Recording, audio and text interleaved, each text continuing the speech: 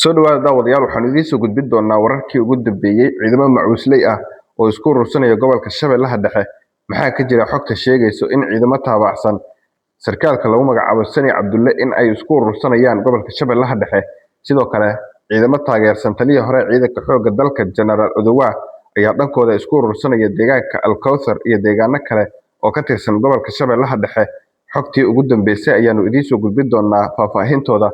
dhinaca kale waxaan idin wadaagi doonaa mucaaradka oo isku khilaafay in farmaajo uu markaasi qayb ka noqdo wada hadallada taasoo keentay in ay dib u dhacaan wada hadalladii mucaaradka iyo dowladda federaalka sidoo kalena guddigii dhexdhexaadinta ahaa ee ka socday Turkiga oo degdeg markaasi ugu laabanaya Ankara ayaanu idiin soo gudbin doonaa dhinaca kale Jubbaland waxaa maanta gaaray kusimaha safiirka Mareykanka waxaana halkaasi uu kula kulmay madaxweynaha Jubbaland Axmed Madoobe waxaana halkaasi ku dhaxmaray kulan xasaasi ah oo looga hadlay dhinacyada iskaashiga amniga iyo xaaladaha siyaasadeed ee dalka xilli Mareykanka uu u muuqdo in markan uu qaadanayo doorkiisa dhexdhexaadinta isagoo markaasi ku qasbaya dhinacyada mucaaradka dowladda federaalka iyo dowlad goboleedyada in xal degdeg ah laga gaaro arrimaha markaasi khilaafka sidoo kale waxaanu idiin soo gudbin doonaa cabashadii iyo sidoo kale tabashadii ay qabeen qaar ka mid ah musharaxiinta madaxweynaha ee koonfur galbeed Soomaaliya oo la xaliyay xilli ay bilaabatay jeedinta khudbadaha murashaxiinta kuwaas oo markaasi la qanciyay sidoo kalena aqbalay in ay qayb ka noqdaan doorashada maalinta berri ah ka dhacayso magaalada Baydhabo qodobadaas oo faahfaahsan ayaanu idiin soo gudbin doonaa balse marka koowaad soo dhow muuqaalkan la igreey sidoo kalena sii share gareey si dad badan xogteena ay u gaadho degmada Goboley ee gobolka Banaadir waxaa ka ambabaxay xalay sidaan xogta ku heeno ciidamo aad u fara badan oo macuusley ah isla markaana taabacsan oo ku beel ah sarkaalka lagu magacaabo Sani Cabdulle kaas oo markaasi la aaminsan yahay in uu ka cabsi qabo in weerar ay ku qaado dowladda federaalka Soomaaliya oo ciidamada iyo hubkaba ay kala wareegto ciidamadan ayaa waxaa lagu soo warramayaa in ay gaareen gobolka Shabeellaha Dhexe isla markaana halkaas ay isku urursanayaan waxaana haatan socdo abaabulkii ugu xoogganaa oo ay wadaan ciidamadaasi ee markaasi macuusleyda ah kuwaas oo haatan la filayo in ay ku biiraan ciidamo kale oo macuusley ah oo horay ugu sugnaa gobolka Shabeellaha Dhexe iyo ciidamo ka ambabaxay Goboley oo taabacsan wasiirkii hore amniga Soomaaliya Cabdullaahi Maxamed Nuur ahna mulkiilaha Hotel Elite ee magaalada Muqdisho kaas oo dowladda federaalka dhawaan ay hotelkiisa weerartay isla markaana sheegay in uu iska dhicin doono dowladda federaalka isla markaana hotelkiisa ay kala wareegtay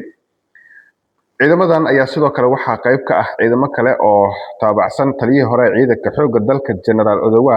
oo iyagana ku sugan gobolka Shabeellaha Dhexe ciidamadan ayaa sidoo kale waxaa lagu soo warramayaa in ay qayb ka yihiin ciidamo kale oo taageersan madaxweynihii hore ee Soomaaliya Sheekh Shariif Sheekh Axmed waxaana haatan gobolka Shabeellaha Dhexe ka socdo abaabul xooggan waxaana ku wada sugan ciidamo kala taabacsan Sheekh Shariif Sheekh Axmed General Odowa iyo sidoo kale Sani Cabdulle oo markaasi isna ka mid ah saraakiisha ciidanka xoogga dalka Sani Cabdulle ayaa waxaa markaasi uu ka warhelay xogo tilmaamaysa in ay ku soo wajahan yihiin ciidamada booliiska iyo nabad sugidda isla markaana uu qayb ka noqon doono saraakiisha hubka iyo gaadiidka dagaalka lagala wareegayo waxaana arrintaasi ay sababtay in si degdeg ah uu ciidamadiisii ku sugnaa Goboley uu ugu diro gobolka Shabeellaha Dhexe si halkaasi ay qayb uga noqdaan ciidamada kale macuusleyda ah ee halkaasi lagu ururinayo isla markaana loo bixiyay badbaado qaran labo laguna wado in magaalada Muqdisho ay galaan marka loo dhameystiro dhammaan hubkooda iyo sidoo kale saadkooda markan haddii aynu eegno dhinaca mucaaradka warar soo baxaya ayaa waxa ay tilmaamayaan in guddigii ka socday Turkiga ee dhexdhexaadinta wada hadallada ay dib ugu laabanayaan Ankara kadib markii ay fashilmeen wada hadalladii lagu ballansanaa in ay ka furmaan magaalada Muqdisho oo u dhaxeeyay mucaaradka iyo sidoo kale filla Soomaaliya wafdigii Turkiga ka socday ayaa waxaa markaasi ay sheegeen in wada hadalladan ay dib u bilaaban doonaan 10 bari kadib isla markaana haatan mucaaradka dhexdooda ay soo xaliyaan khilaafaadka ka dhex jira qaar ka mid ah xubnaha mucaaradka ayaa waxa ay markaasi diideen in farmaajo uu ka qayb galo shirka isagoon ka mid ahayn madasha mucaaradka ama golaha mustaqbalka waxayna soo jeediyeen in mucaaradka ay iyagu yihiin isla markaana farmaajo uu kaligiis yahay una mudan yahay inuu ku soo biiro madasha sidoo kalena waxa ay markaasi sheegeen in aysan diyaar u ahayn wada hadal saddex geesood ah balse ay ogol yihiin oo keliya wada hadal markaasi laba dhinac ah oo u dhexeeya madasha golaha mustaqbalka iyo sidoo kale filla Soomaaliya. Farmaajo ayaa dhankiisa ka biyadiiday in uu ku biiro golaha mustaqbalka, waxa uuna markaasi sheegay in uu shirka uga qayb galayo isaga oo kaligiis ah, gaar ahaan xisbigiisa Nabad iyo Nolol. Waxa uuna markaasi sheegay in uusan haatan qayb ka noqon karin golaha mustaqbalka, balse uu la aragti yahay. Khilaafkaasi ayaa waxa uu keenay in wafdigii ka socday Turkiga ee muddooyinkii u dambeeyay dhexdhexaadinta u joogay magaalada Muqdisho in ay haatan qorsheynayaan inay dib ugu laabtaan Ankara, isla markaana ay warbixin ka siiyaan safarkoodii Muqdisho madaxweynaha Turkiga, isla markaana 10 beri kadib ay dib u soo noqdaan oo ay sii ambaqaadaan wadahadaladii magaalada Muqdisho ay kula lahaayeen dhinacyada mucaaradka iyo sidoo kale dowladda federaalka. dhinaca kale waxaa maanta magaalada Kismaayo ee caasimadda ku meel gaarka ah ee Jubbaland gaaray kusimaha safiirka Mareykanka ee Soomaaliya iyo wafdi uu hogaaminayo, waxaana ay kulan xasaasi ah oo albaabada ay u xiran yihiin ay la qaateen madaxweynaha Jubbaland Axmed Madoobe iyo sidoo kale taliyaha hay'adda nabad sugidda Jubbaland. Waxaana kulankaasi lagu soo waramayaa in looga hadlay dhinacyada iskaashiga amniga iyo sidoo kale xaaladaha siyaasadeed ee dalka. Mareykanka ayaa muddooyinkii u dambeeyay waday dadaal xooggan oo uu ku doonayo in dhinacyada mucaaradka iyo sidoo kale dowlad goboleedyada iyo dowladda federaalka isugu keeno, isla markaana wada hadallada nabadda markaasi la sii ambaqaado. Waxaana safarkan uu qayb ka yahay dadaalka Mareykanka uu ugu jiro sidii dhinacyada golaha mustaqbalka Soomaaliyeed iyo dowladda federaalka la isugu keeni lahaa, isla markaana looga fogaan lahaa qalalaase iyo dagaallo sokeeye oo mar kale dalka uu qaabilo. dhinaca kale haddii aynu eegno Koonfur Galbeed, waxaa saacadihii la soo dhaafay isa soo tarayay cabasho markaasi ka imaanaysa qaar ka mid ah musharaxiinta madaxweynaha Koonfur Galbeed, gaar ahaan Shariif Xasan Sheekh Aadan iyo sidoo kale Cabdicasiis Maxamed Sheekh Casmaan Jawaari.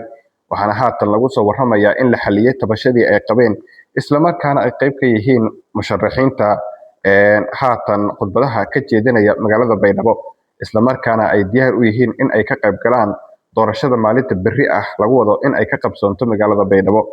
Xogaha aynu helayno waxa ay tilmaamayaan in musharaxiintan markaasi guddiga doorashada ay ku qanciyeen in ay qayb ka noqdaan doorashada, isla markaana loo fuliyay qodobo qaar ay markaasi codsadeen.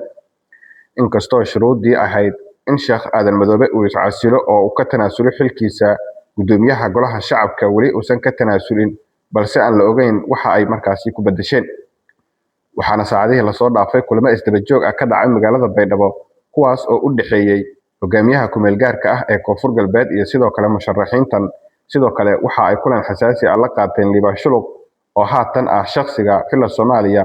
ay markaasi u calaamasatay in uu noqdo madaxweynaha Galmudug, oo muddooyinkii u dambeeyay ku sugnaa magaalada Baydhabo, haatanna qayb ka ah ololaha Aadan Madoobe. Waxaana kulankaasi markaasi uu ajandihiisu ahaa in Liibaan Shuluq uu ku qanciyo Shariif Xasan Sheekh Aadan in uu markaasi ka qayb galo doorashada. dhinaca kale lafta gareen ayaa waxa uu markaasi war ka soo saaray xaaladda doorashada Koonfur Galbeed Soomaaliya kadib shir jaraa'id oo lafta gareen iyo xulafadiisa ay ku qabteen magaalada Nairobi ee caasimadda waddanka Kenya. Waxa ayna si adag u diideen doorashada maalinta berri ah ee lagu wado in ay ka qabsoonto magaalada Baydhabo. Waxayna sheegeen in aysan doorasho sharciya ahayn, isla markaana dowladda federaalka madaxweynadeedu dhammaaday ay burburisay nidaamkii dawliga ahaa ee Koonfur Galbeed Soomaaliya. lafta gareen ciidamo taabacsan ayaa ku sugan magaalada Baydhabo duleedkeeda, halkaas oo ay ka wadaan dhaqdhaqaaq xooggan, xilli maalmo ka hor ay dagaal culus ku qaadeen gudaha magaalada Baydhabo oo u suurtagashay in bartamaha magaalada ay tagaan, balse dib ay uga soo baxeen. haddaad nala soo gaartay dhammaadka muuqaalkan, waad ku mahadsan tahay daawade. fadlan muuqaalkan la garee, sidoo kalena sii sheer garee si dad badan xogteena ay u gaadho.